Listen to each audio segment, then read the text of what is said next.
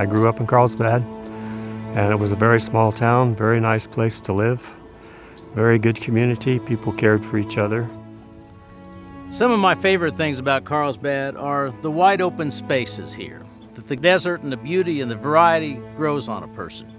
And of course, the caverns, there's a reason why they're a World Heritage Site that everybody should see.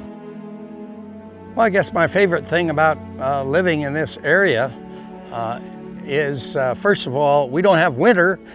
People here don't know what winter is, and I love the desert. I've come to know it after many years of being in it and riding around in it.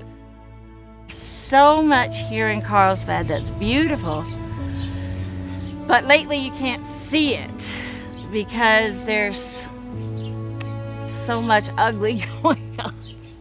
It's breaking me.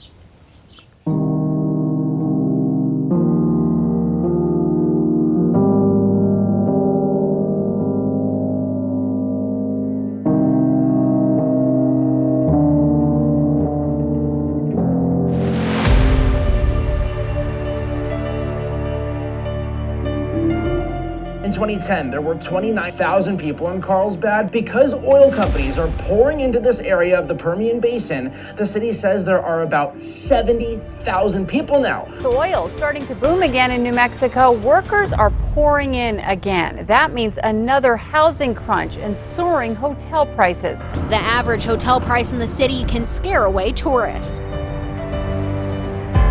Since we've had the oil and gas boom, the town has changed completely. It's a boom town, so we now have all the problems that go along with that as far as traffic, crime, and people are just not as friendly as they used to be. You could never find a place to rent.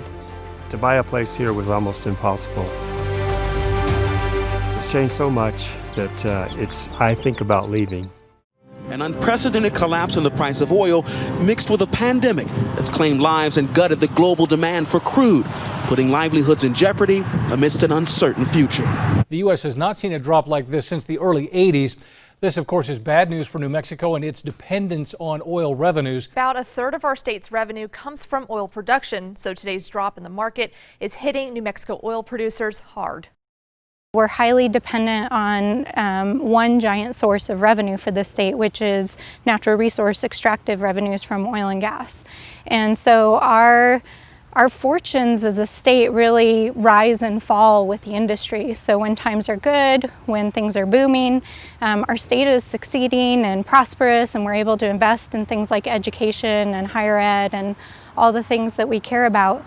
And when times are bad, like they are right now during this pandemic, it becomes really hard to fund even basic services, and we find ourselves having to cut the budget. One of the most dangerous things about the boom and bust cycle is how irresponsible some of the oil and gas companies are.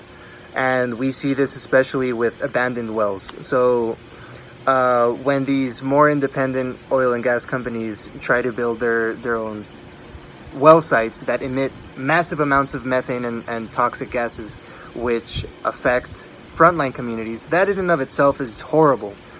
But we see the lack of sustainability and just volatile nature of this industry when something like the COVID pandemic happens and these companies go bankrupt and they're not accountable for the infrastructure that they've already left in place. Some are leaking smoke. If we have oil and gas continuing, and it probably will for at least the next decade, we need to have some regulations on that. Right now, for the last 8 years up until the last year, there's been virtually no accountability. All problems were self-reported by the industry, and there was really no enforcement of anything that was reported. Nothing in 8 years. Hopefully, before the governor now, there's a good process where the industry and the environmentalists get together and everybody has a voice in putting these regulations together that would be fair for everybody, for the health of the people, for the good of the industry.